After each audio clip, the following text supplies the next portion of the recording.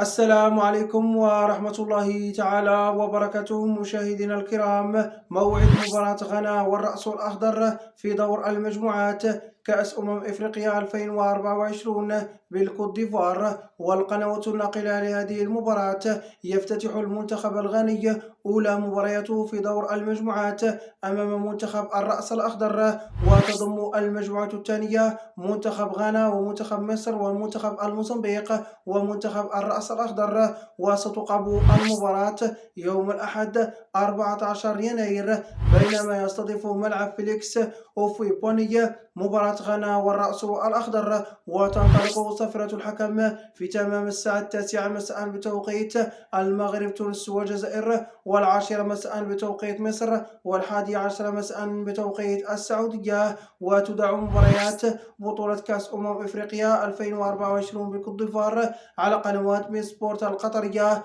الناقل الحصري لهذه البطولة. وفي الأخير خلوا لنا التوقع ديالكم لنتيجة مباراة غانا والرأس الأخضر في التعليقات، فضلا وليس أمرا. كان هذا كله ما يخص حلقة اليوم.